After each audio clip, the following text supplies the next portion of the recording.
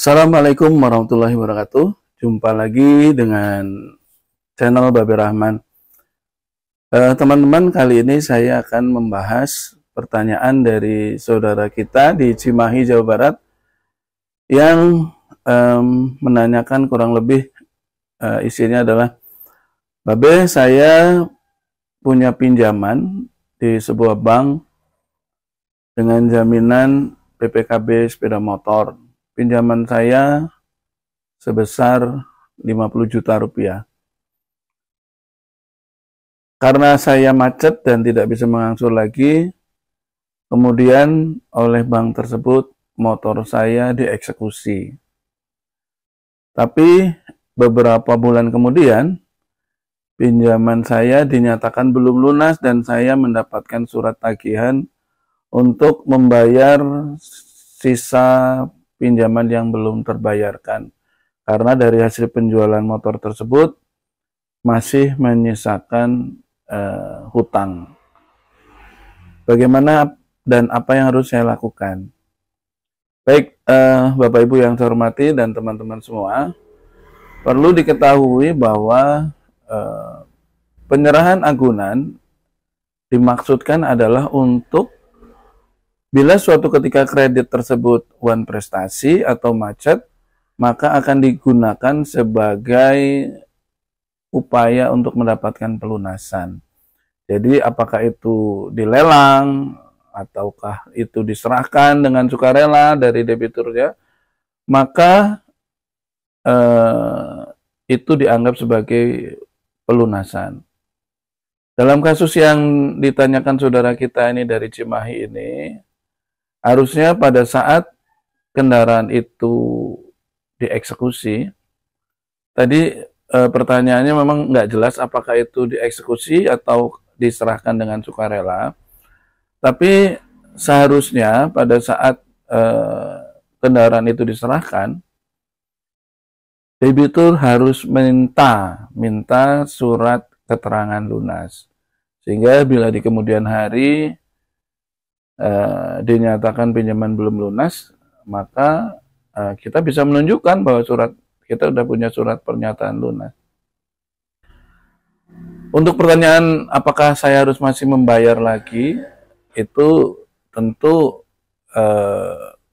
sangat buat saya anggap kenapa bank harus mengeksekusi kalau memang tahu dengan eksekusi itu pinjaman pasti tidak lunas. Tentu adalah bagian risiko dari bank tersebut bila kemudian agunan tersebut dieksekusi ya.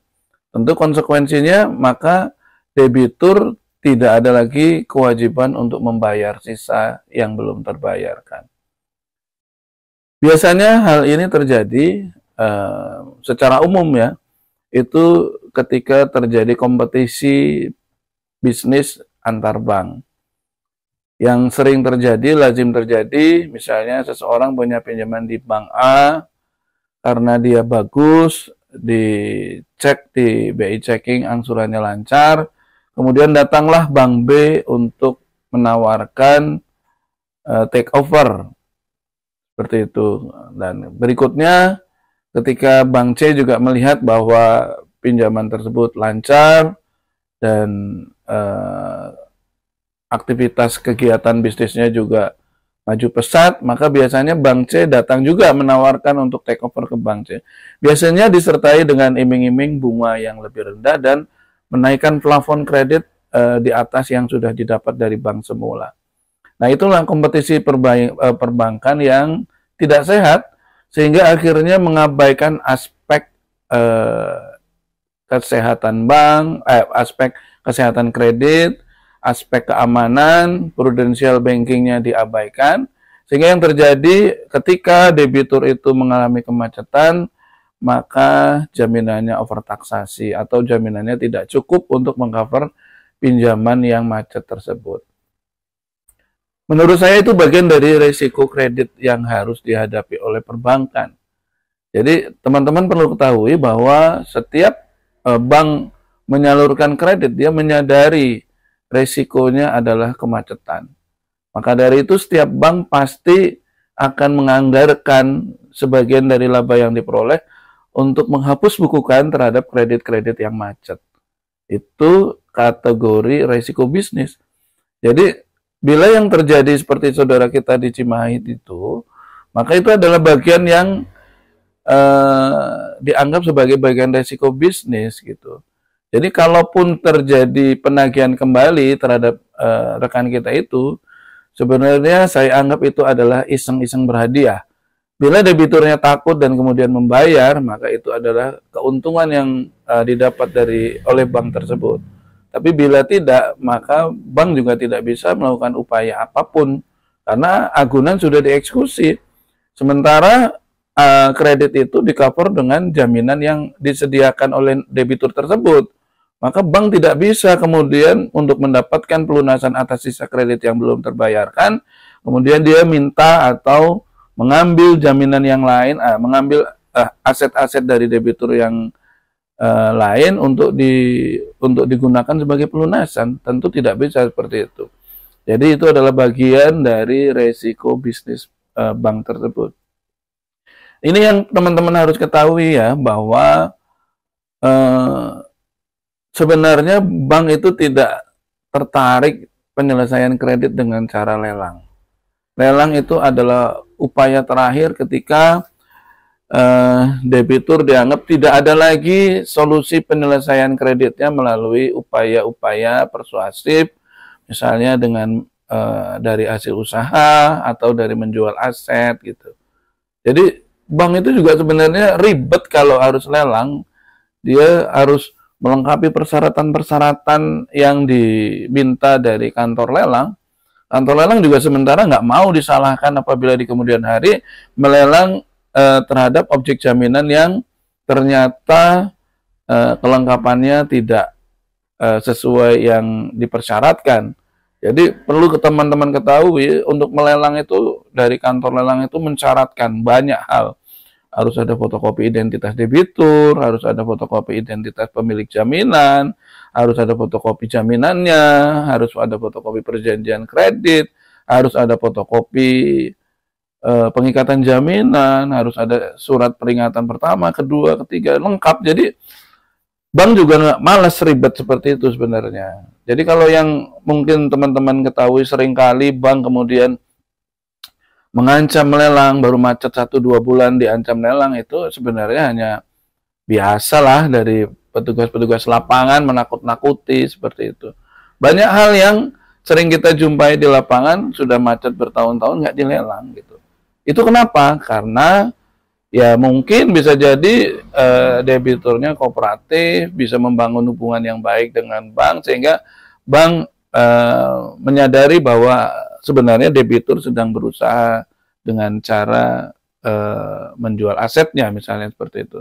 Jadi terhadap debitur-debitur yang saat ini kreditnya macet dan tidak dilelang itu, atau mungkin belum dilelang, itu berarti bisa disimpulkan bahwa debitur itu dikategorikan sebagai debitur yang macet karena resiko bisnis.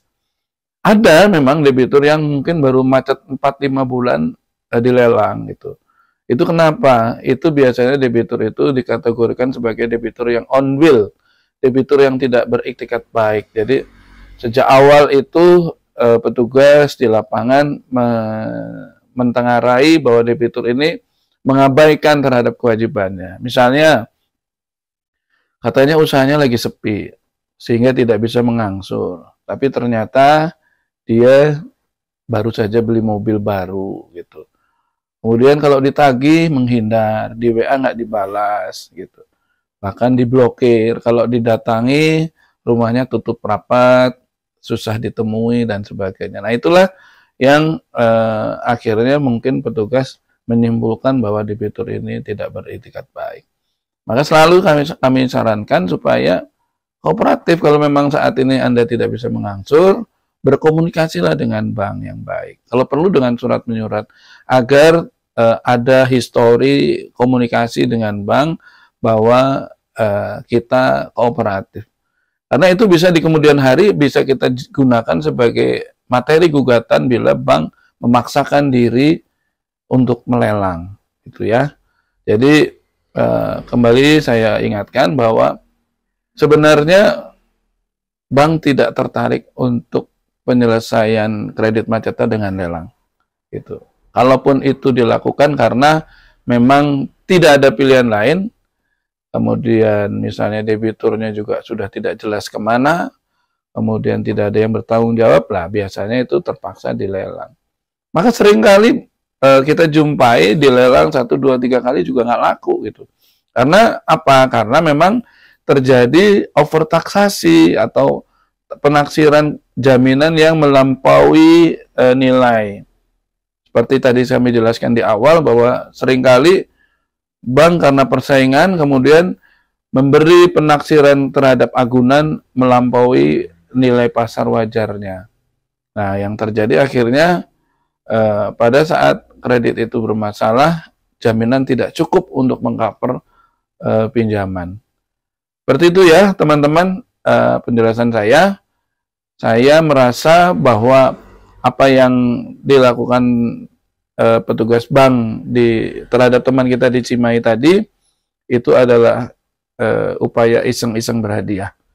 Kalau dibayar syukur, nggak dibayar juga mereka menyadari itu bagian dari resiko bisnis.